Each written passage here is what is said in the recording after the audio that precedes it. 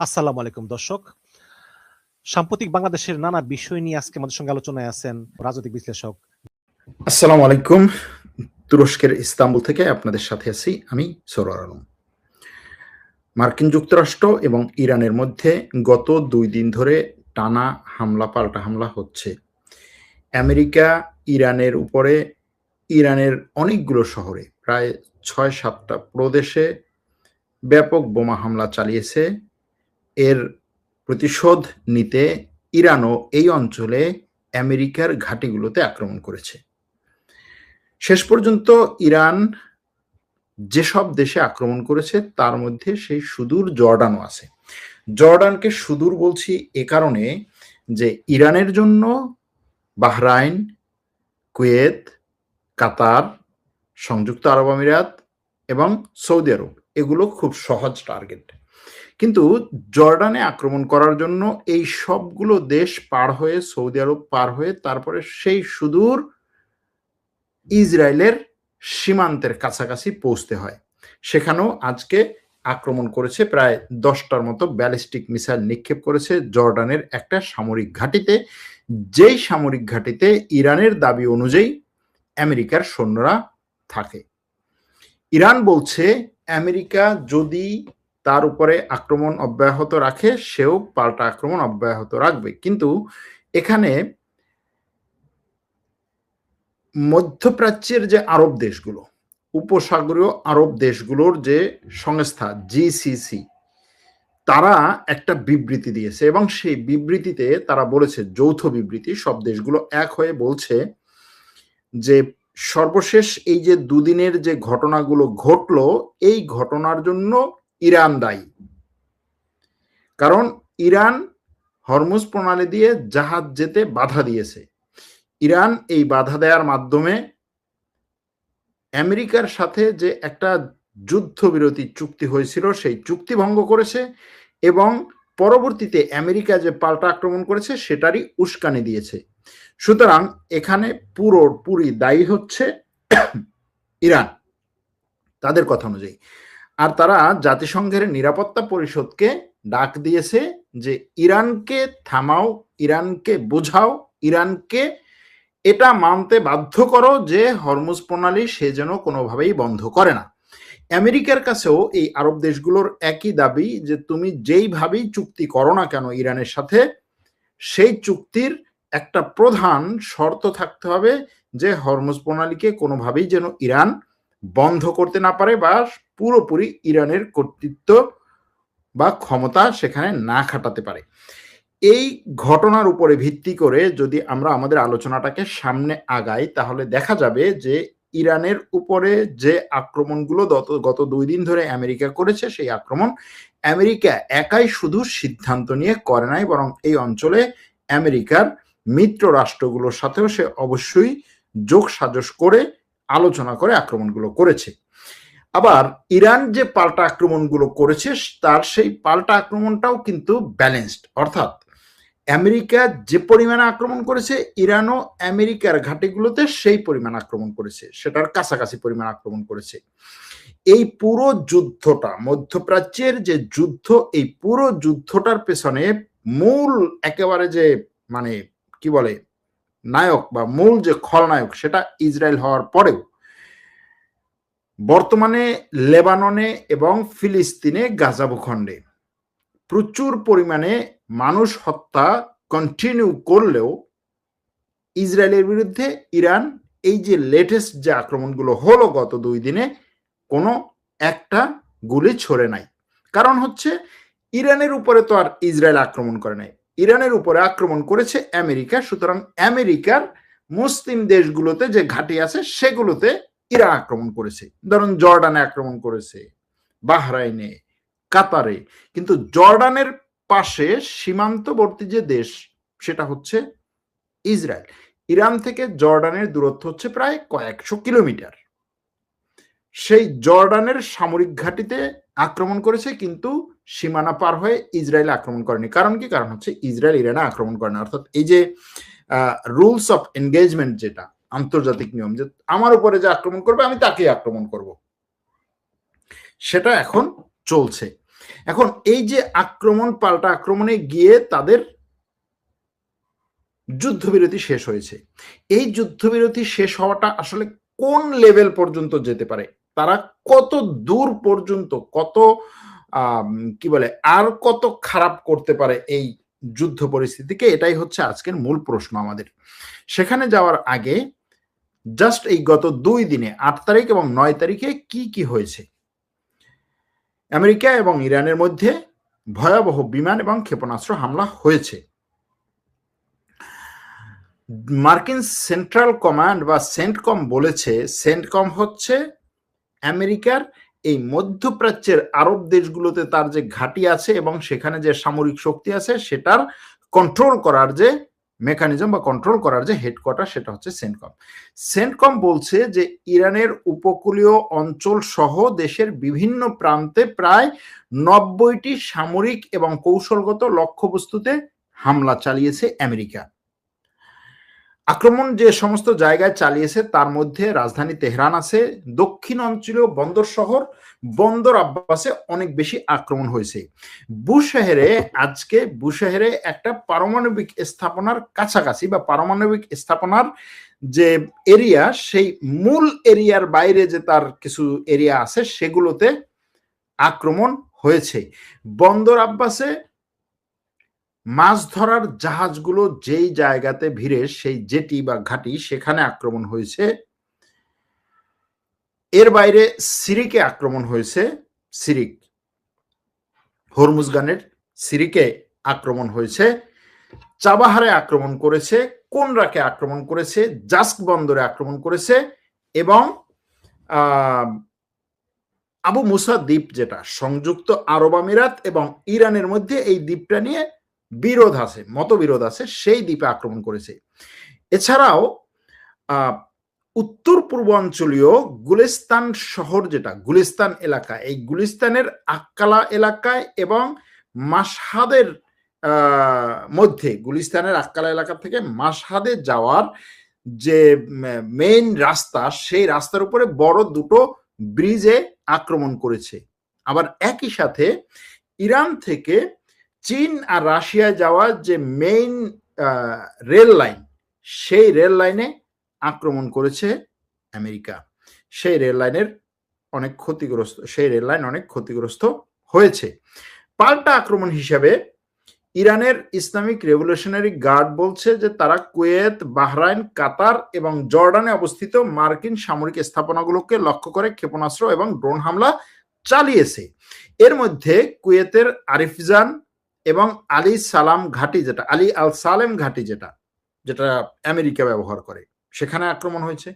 বাহরাইনের মার্কিনীদের যে পঞ্চম নৌবহরের প্রধান কার্যালয় বাহরাইনের, যেখানে সেই কার্যালয় অর্থাৎ জুফায়ার এবং শেখ ইসা ঘাঁটিকে লক্ষ্য করে আক্রমণ করেছে ইরান। পাশাপাশি জর্ডানের আজরাক সামরিক ঘাঁটিতেও ইরান 10টি ব্যালিস্টিক ক্ষেপণাস্ত্র নিক্ষেপ করেছে। এই যে আক্রমণ, পাল্টা আক্রমণ হয়েছে, এতে ক্ষয়ক্ষতির পরিমাণ কেমন? ইরানের স্বাস্থ্য মন্ত্রণালয়ের তথ্য অনুযায়ী গত 2 দিনের মার্কিন হামলায় কমপক্ষে 14 জন নিহত হয়েছে এবং 78 জন আহত হয়েছে। নিহতদের 8 জন বুধবারে মারা গেছে এবং এদের মধ্যে অনেকে আছেন বিমান বাহিনীর সদস্য এবং সেনাবাহিনীর সদস্য। কমপক্ষে 3 জন আইআরজিসির সদস্য, ইরানের বিপ্লবী গার্ডের সদস্য নিহত হয়েছে আজকে। কমপক্ষে 8 জন সেনাবাহিনীর সদস্য নিহত হয়েছে গতকালকে। এছাড়াও সামরিক লোকজন অনেক মারা গেছেন এবং অনেকেই আহত হয়েছেন।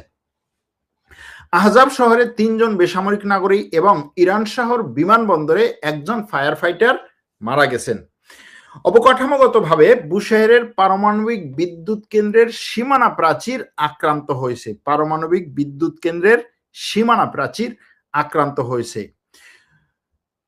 চোগহাদাক সামরিক ঘাঁটিতে আক্রমণ হয়েছে। সিরিক এবং বেনুত বন্দরে মাছ ধরার ঘাঁটি, যেখানে আক্রমণের মাধ্যমে বহু মাছ ধরার নৌকা এবং ট্রলার পুড়িয়ে দেওয়া হয়েছে। তেহরান মাশহাদ রুটের রেল লাইন এবং কিছু বিমান প্রতিরক্ষা ব্যবস্থা, ড্রোন সংরক্ষণাগার ধ্বংস বা ক্ষতিগ্রস্ত হয়েছে। এছাড়াও চাবাহার শহর সাময়িকভাবে বিদ্যুৎহীন হয়ে পড়েছে।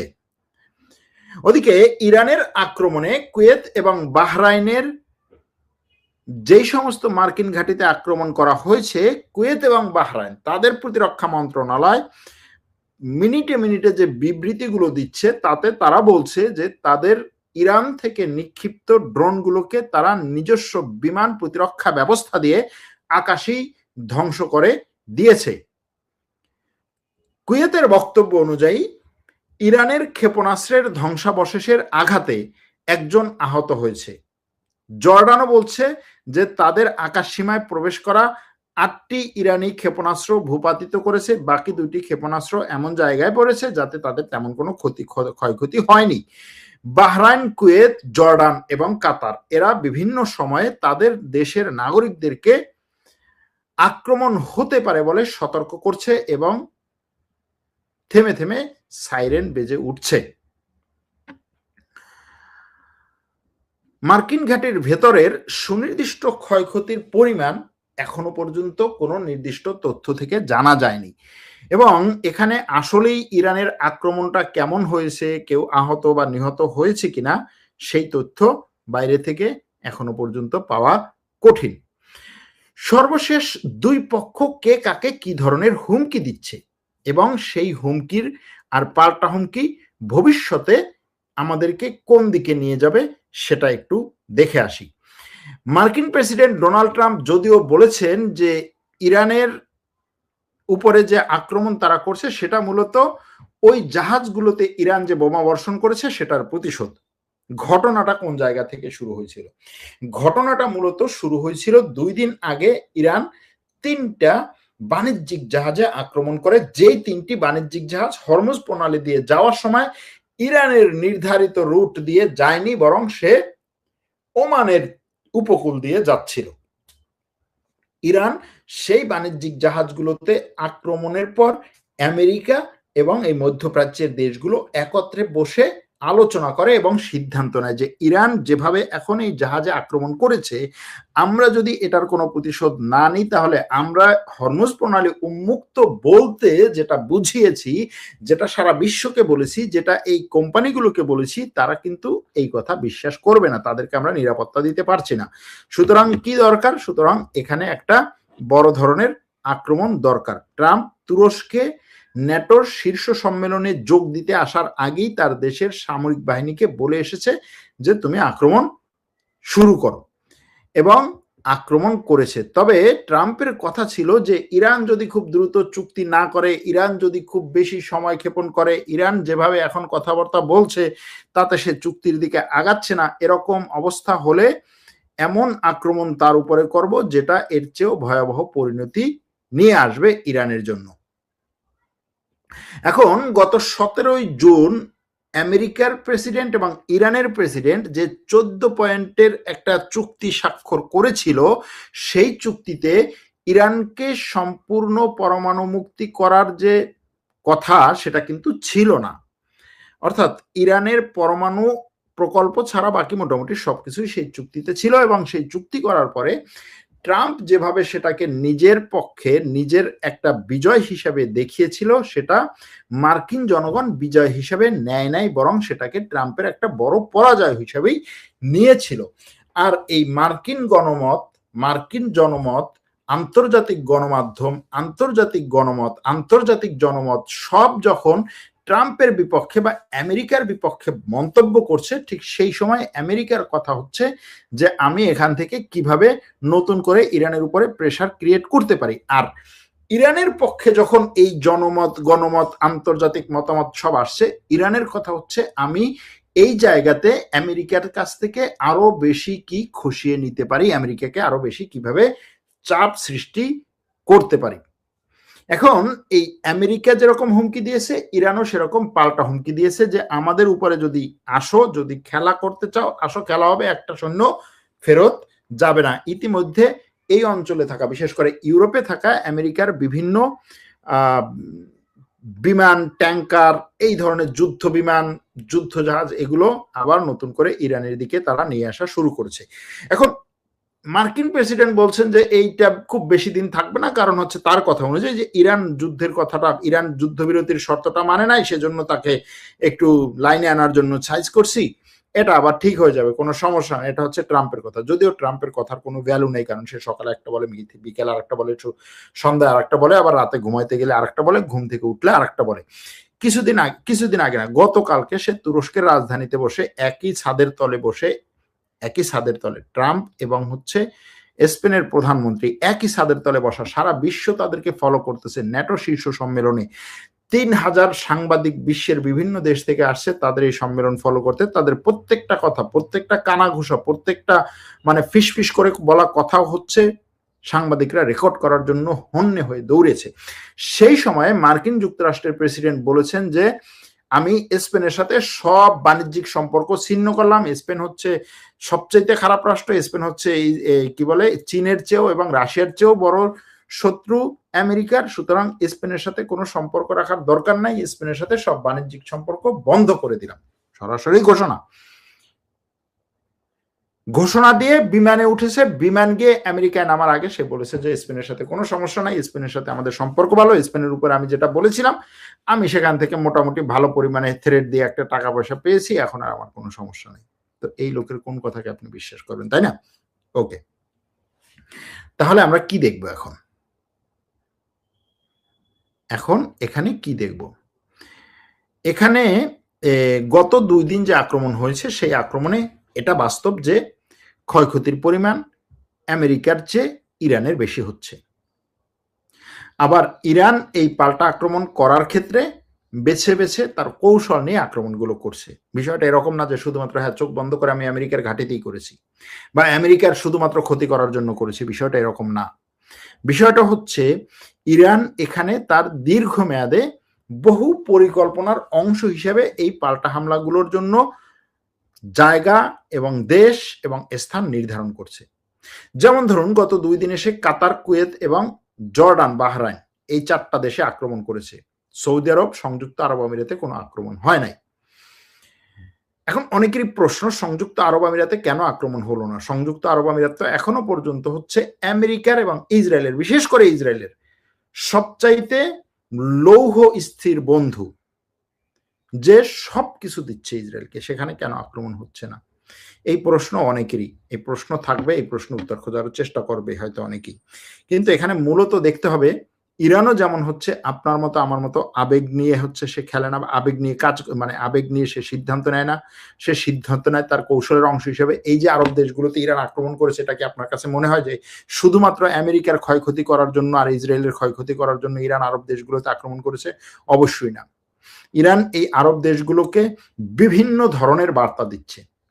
1 নম্বর বার্তা হচ্ছে তোমার পিছনে আমেরিকা থাকুক আর যাই থাকুক, তুমি আমাকে যদি কোনো ধরনের হচ্ছে তেরামি করতে আসো, তোমাকে আমি সাইজ করতে পারি। এটা আমেরিকার চেয়েও বড় বার্তা দিচ্ছে আরব দেশগুলোকে।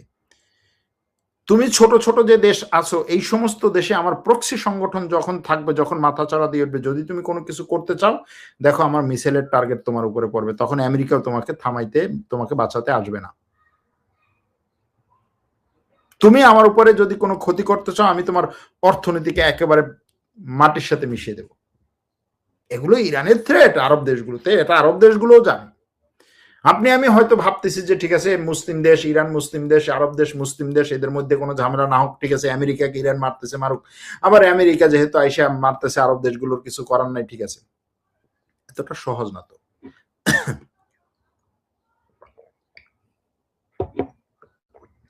যদি প্রশ্ন আসে যে হ্যাঁ এই যুদ্ধে আমরা কার পক্ষ নেব, ইরানের অনেক দোষ আছে, তারপর আমি কার পক্ষ নেব, আমেরিকার পক্ষ নেব না ইরানের পক্ষ নেব? ঠিক আছে, ইরানকে মারুক, ইরান তো অনেক কিছু করেছে।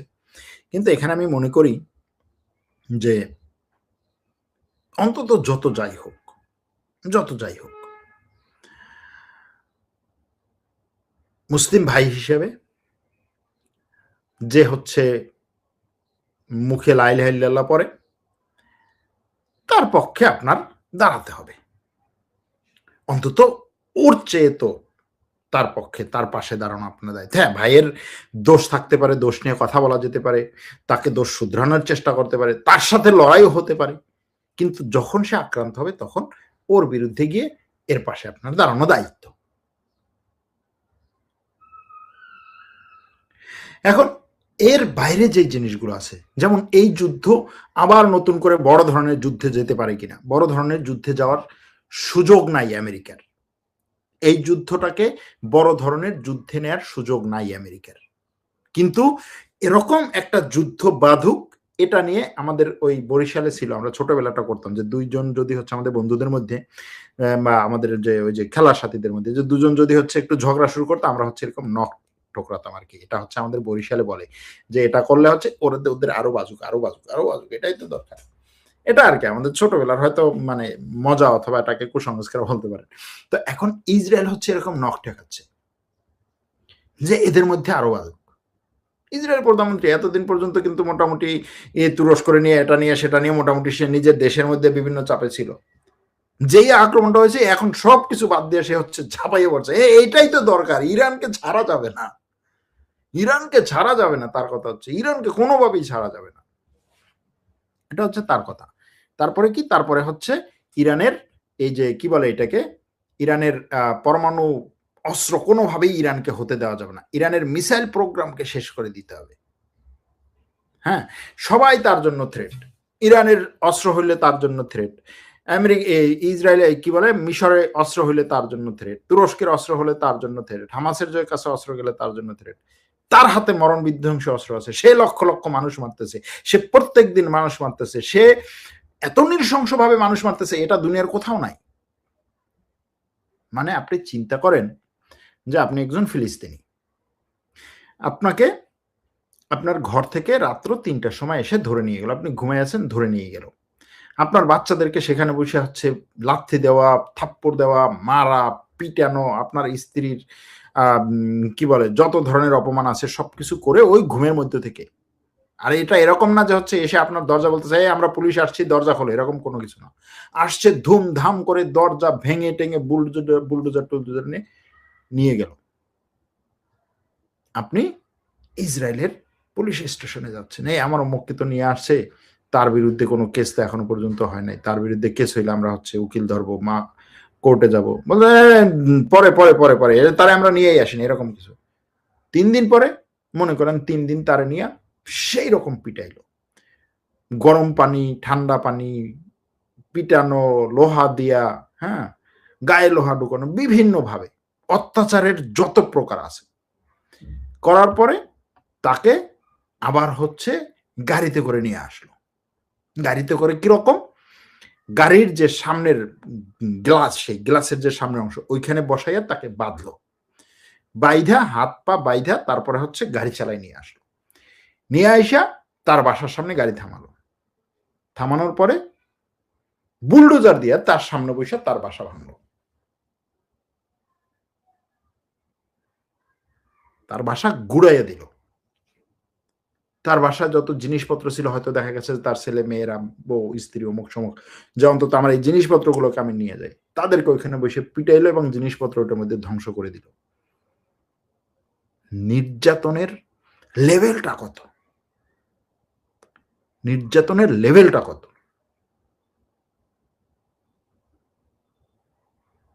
এরপরে যদি সে হচ্ছে আপনাকে লেসন দেওয়া শুরু করে, সে লেসন দিবে আপনাকে ডেমোক্রেসি লেসন, সে লেসন দিবে আপনাকে হচ্ছে কি বাক স্বাধীনতার লেসন, সে দিবে আপনাকে হচ্ছে সংবাদপত্রের স্বাধীনতার লেসন, আরো কত ধরনের লেসন দিবে। এবং সেই লেসনগুলো আবার মুখস্থ করে আমরা কি করব, ওই ইসের মতো ওটাকে বলে হচ্ছে তোতা পাখির মতো হচ্ছে সেটা মুখস্থ করে আবার আমরা বলবো, বলি তো এটাই তো করি, তাই না? যাই হোক, ওইদিকে নাই গেলাম।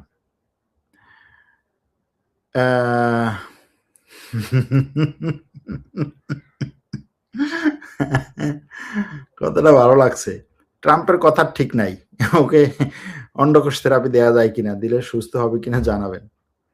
বাংলাদেশে তো এগুলো দেওয়ার মতো লোকজন আছে, তাদেরকে আমেরিকায় পাঠাই দেওয়া দরকার। অবশ্য তুরস্ক পাঠানো যেত, যদি মনে করেন যে তুরস্কে আসলো, সে এসে একটু এরদোয়ানের সাথে একটু খাতির টাতির করে এরদোয়ানের প্রাসাদের মধ্যে সে ঢুকে রইলো, হ্যাঁ তারপরে ধরেন এই যে ন্যাটো সম্মেলন হচ্ছে, এই সম্মেলনের যারা চেয়ারে, সবার জন্য তো চেয়ার নির্দিষ্ট যে ট্রাম্প কোন চেয়ারে বসবে, অন্যরা কোন চেয়ারে বসবে, তাকে ট্রাম্পের চেয়ারের নিচে লুকায় রাখা হইলো, তারপরে সে ট্রাম্পের ওই বাংলাদেশের পত্রিকায় পড়েছিলাম যে হচ্ছে সংবেদনশীল অংশ ধরে চাপ দেওয়া। হ্যাঁ, তখন মনে করেন যে হচ্ছে এটা হইতে পারে। আমরা আসলে অনেক কিছুতেই ব্যাপক পরিমাণে হচ্ছে পারঙ্গম। আমরা পারি না, মানে এমন ক্রিয়েটিভ জিনিস আমরা করতে পারি যেটা ইসরায়েলও পারে না, এরকম একটা পরিস্থিতি আর কি আমাদের।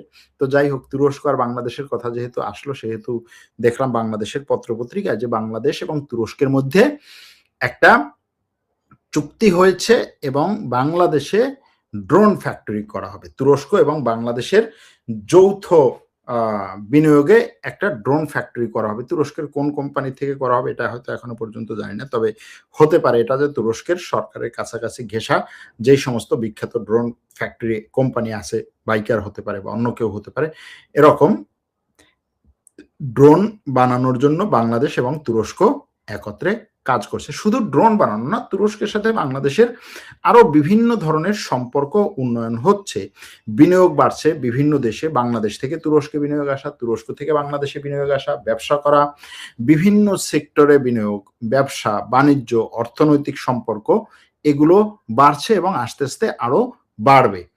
তবে এই কাজগুলো করতে গিয়ে অবশ্যই দুই পক্ষের ভালো করে চিন্তা ভাবনা করে, হিসাব করে, আবেগ তাড়িত না হয়ে আবেগের ঊর্ধ্বে উঠে কাজ করা দরকার। সেটা যেমন রাষ্ট্র পর্যায়ের করা দরকার, তেমন ব্যক্তি পর্যায়ের করা দরকার। রাষ্ট্র পর্যায়ে এই কাজগুলো করতে যেমন রাষ্ট্র পর্যায়ের বিভিন্ন ধরনের হচ্ছে পরামর্শক থাকে, ব্যক্তি পর্যায়ে এই কাজগুলো করতেও আপনাদের পরামর্শ নেওয়া দরকার।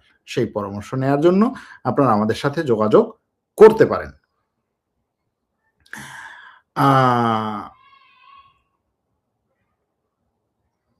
নভেম্বরে কি আরো বড় যুদ্ধ লাগবে কি মনে করেন? নভেম্বরে আরো বড় যুদ্ধ লাগার সম্ভাবনা কম, কারণ হচ্ছে ট্রাম্প দেখেছে যে এই যুদ্ধ তাকে ভোট আনাচ্ছে না, যুদ্ধ তাকে টাকা নিয়ে আসতেছে, টাকা দিচ্ছে, মানে সে তার এই যুদ্ধের কারণে ব্যাপক পরিমাণে লাভ হচ্ছে। সে তুরস্কে এসেও বলছে যে আমি লাভ করেছি, এটা নিয়ে প্রশ্ন করার তো কিছু না, সবাই তো ব্যবসা করে, যে ব্যবসা করবে সেই লাভ করতে চাইবে। ব্যবসায়ী তো আর ক্ষতি করতে চাইবে না, ব্যবসায়ী যদি নিজের ক্ষতি করতে চায় সে তো কোনো ধরনের ব্যবসায়ী না। সুতরাং সেই ধরনের ব্যবসা তো আমি করবো না, অন্তত আর কেউ করলে করতে পারে।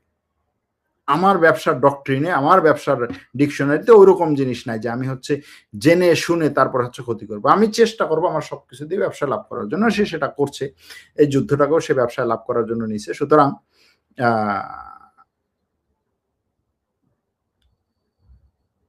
সে অর্থনৈতিকভাবে লাভবান হবে, কিন্তু নভেম্বরে যুদ্ধ চালিয়ে নিলে তার ভোটের দিক থেকে ক্ষতি হওয়ার সম্ভাবনা অনেক বেশি।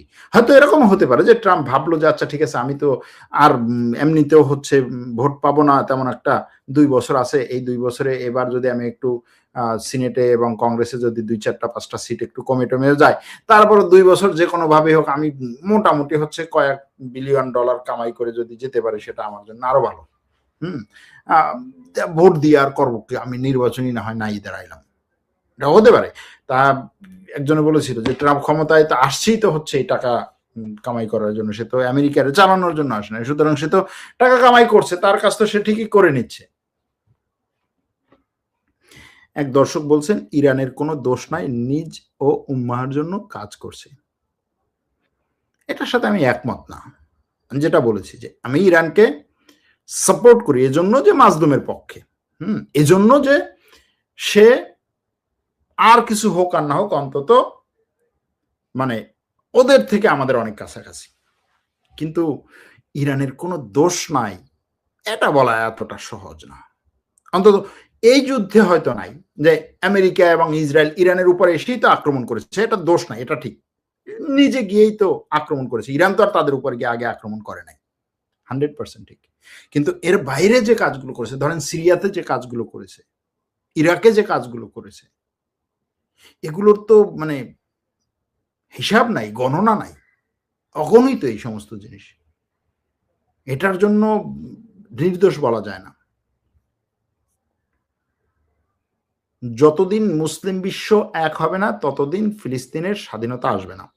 দেখেন, এই মুসলিম বিশ্ব এক হওয়া, তারপরে হচ্ছে স্বর্ণ দিয়ে ব্যবসা করা, নতুন করে আবার স্বর্ণ ফিরে আসা, নতুন করে খেলাফত চলে আসা, এই ধরনের যে ফ্যান্টাসিগুলো আছে না, এই ফ্যান্টাসিগুলোর বিরুদ্ধে না বলবো, এই ফ্যান্টাসিগুলো নিয়ে মানে বাস্তবতাটাকে আমি বহুবার সামনে নিয়ে আসার চেষ্টা করেছি।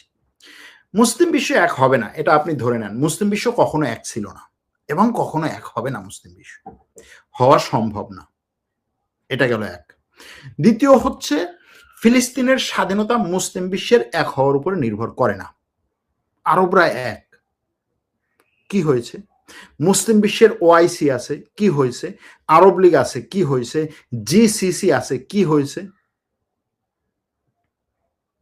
এক না। মুসলিম বিশ্ব এক হবে না, কিন্তু যেটা হতে হবে সেটা হচ্ছে পাওয়ার হাউস। আপনার মুসলিম বিশ্বের পাওয়ার হাউস তৈরি করতে হবে এবং সেই পাওয়ার হাউসের সিদ্ধান্ত নেয়ার মতো যে লোক, তারা উম্মাহ ভিত্তিক চিন্তা করবে। সেই পাওয়ার হাউস হইতে পারে একটা, দুইটা, তিনটা দেশ, খুব বেশি দরকার নাই। দুইটা দেশ, তিনটা দেশ, একটা দেশও যথেষ্ট, যদি সে পাওয়ার হাউস হয় এবং ওই পাওয়ার হাউসের মাথায় যে থাকবে সে যদি এইভাবে চিন্তা করে। কিন্তু আপনি সবগুলো মুসলিম দেশকে একত্রে নিয়ে আসবেন, তারপরে হচ্ছে একটা মজলিসের শুরা গঠন করবেন, সেই মজলিসের শুরার কোনো নেতা থাকবে না, সবাই সিদ্ধান্ত নেবে, অধিকাংশের সিদ্ধান্ত নিয়ে তারপরে এই সমস্ত জিনিস এখন আর চলে না। এইগুলো বর্তমান যে পরিস্থিতি, অন্তত এরপরে খেলাফত ফিরে আসবে, আবার সেই অটোমান সাম্রাজ্যের খেলাফত বলুন, ইয়া বলুন। আমার কাছে মনে হয় না নতুন ফর্ম আসতে পারে হয়তো বা। এই যে গত 2 বছর ধরে যখন স্বর্ণের দাম খালি বাড়তেই ছিল, তখন এমন একটা ভাইব যে হ্যাঁ, স্বর্ণ মানে হচ্ছে এরকম টাকার মতো খালি ছাপাচ্ছে আর ব্যবহার করতেছে, স্বর্ণ ভিত্তিক ইয়াতে আসতে হবে। আমি এটার বিরুদ্ধে তখনও বলেছিলাম যে দেখেন, এই জিনিসগুলো হচ্ছে যারা পুরোপুরি অর্থনৈতিক সিস্টেমটাই জানে না, যে আসলে অর্থনৈতিক সিস্টেমটা চলে কিভাবে। আমাদের তো সমস্যা তো ওইখানেই। আমাদের আলেম সমাজ, শুধু বাংলাদেশে না, মুসলিম বিশ্বের আলেম সমাজ এখনো পর্যন্ত অর্থনৈতিক সিস্টেমটা কিভাবে চলে এটাই ভালো করে জানে না। তো আমি যেটা ভালো করে জানবো না, আমি সেটার বিরুদ্ধে দাঁড়াবো এবং অল্টারনেটিভ কোনো কিছু দিতে পারে না, পারে নাই এখনো পর্যন্ত। স্বর্ণ স্বর্ণ স্বর্ণ, সব স্বর্ণ। এখন মানুষ এতদিন পর্যন্ত খালি স্বর্ণ কিনেছে, স্বর্ণের দাম বেড়েছে, এখন স্বর্ণে দশ। ওই যে কয়েকদিন আগে একটা গল্প বলেছিলাম যে এক লোক হচ্ছে তার বাড়ি বিক্রি করে তারপরে স্বর্ণ কিনেছে, স্বর্ণের দাম তো হেভি বাড়বে। তারপরে যখন সে যেই দামে কিনেছে তার থেকে প্রায় 3/2 যখন কমেছে, সে আত্মহত্যা করেছে। কি দরকারে ভাই? ফ্যান্টাসির পিছনে দৌড়ানোর কোনো দরকার নাই। আপনি কালকে বলেছিলেন তুরস্ক চাইলে ইসরায়েলকে 2 ঘন্টার মধ্যে শেষ করে দিতে পারে। আপনার কি মনে হয় কিন্তু ইসরায়েল কি তখন শেষমেশ পরমাণু অস্ত্র ব্যবহার করবে না?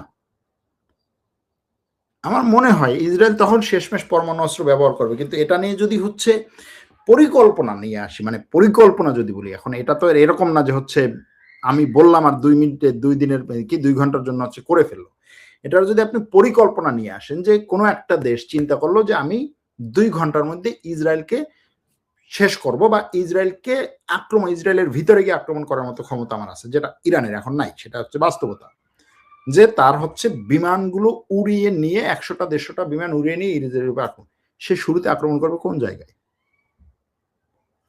অতর্কিত যেরকম আক্রমণ করেছে না ইসরায়েল এবং আমেরিকা 150-200 বিমান নিয়ে ইরানে, অতর্কিতই তো ছিল, কোন প্রস্তুতির আগেই হচ্ছে তার উপরে তার মানে মূল জায়গাগুলোকে ধ্বংস করে দিয়েছে, তাই না? মূল জায়গায় কি আপনার হচ্ছে মানে ইরানের পারমাণবিক অস্ত্রকে, ইরানের পারমাণবিক অস্ত্র হচ্ছে আয়াতুল্লাহ আলী খামেনি, সেই পারমাণবিক অস্ত্র আগেই ধ্বংস করে দিয়েছে। তো এরকম যদি হয় যে আক্রমণ করবে সে অতর্কিত আক্রমণ করে পারমাণবিক অস্ত্র যেই জায়গায় আছে এটা ধ্বংস করে দিবে, পারে না? সে তো এটাই করবে যে ওর যদি ধ্বংস হয়ে যায় ও তো আগে আমাকে টার্গেট করবে ওই জিনিস নিয়ে। যাই হোক, এটা একটা হাইপোথিসিস। এটা একেবারে যে আমি যেভাবে চিন্তা করি সেটাই যে তারা এই মুহূর্তে করছে সেটা।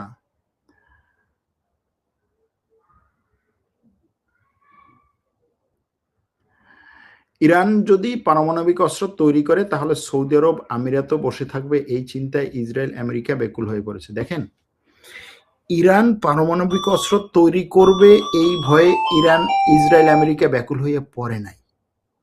ইসরায়েল আমেরিকার ব্যাকুল হয়ে পড়ার কারণ অন্য জায়গায়। ভাই, এইখানে পারমাণবিক অস্ত্র বিষয় না। আমি কতবার বলার চেষ্টা করছি, পারমাণবিক অস্ত্র বিষয় না। ধরেন কথার কথা ইরানের আজকে পারমাণবিক অস্ত্র আছে, ইসরায়েল ইরান আক্রমণ করবে না তাই মনে হয়? আপনাদের কি এই হিসাব নাই যে পারমাণবিক অস্ত্রওয়ালা দেশে আক্রমণ করে না করে ছোট দেশগুলো?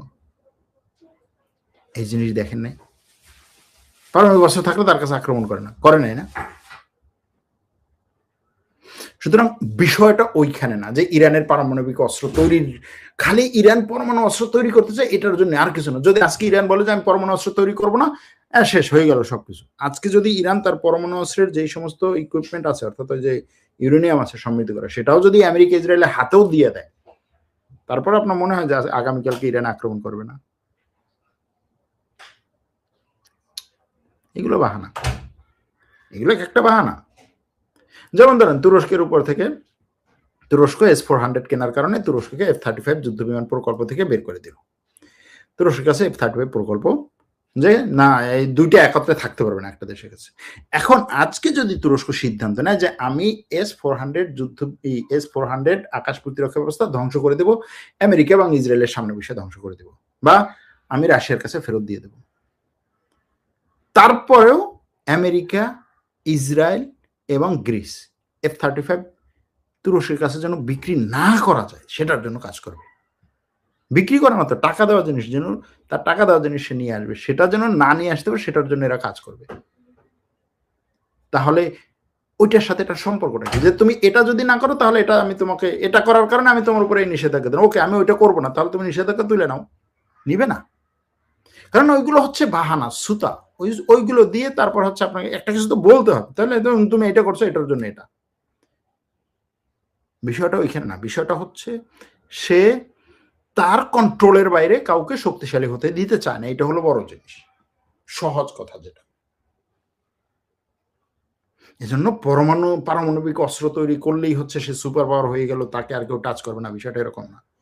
ইসরায়েলের পারমাণবিক অস্ত্র আছে, হামাস দেখি প্রত্যেকদিন দেখি ইসরায়েলের উপর আক্রমণ করে, হিজবুল্লাহ প্রত্যেকদিন ইসরায়েলের উপর আক্রমণ করে, কই করে না? ইসরায়েলের পারমাণবিক অস্ত্র আছে, ইরান ইসরায়েলের উপর আক্রমণ করছে, কই পারমাণবিক অস্ত্র ফালাইতে পারছে? এখন দেখি চুপ হয়ে গেছে ইসরায়েল, কই ইরানের উপরে তো আক্রমণ করে না। রাশিয়া পারমাণবিক অস্ত্রের দ্বিতীয় বৃহত্তম রাষ্ট্র, ইউক্রেন রাশিয়ার উপরে আক্রমণ করতে করতে রাশিয়ার পুরো হচ্ছে রিফাইনারি সিস্টেম ধ্বংস করে দিয়েছে, কই পারমাণবিক অস্ত্র নিয়ে এসে কি করতেছে? আক্রমণ ঠেকাইতে পারছে?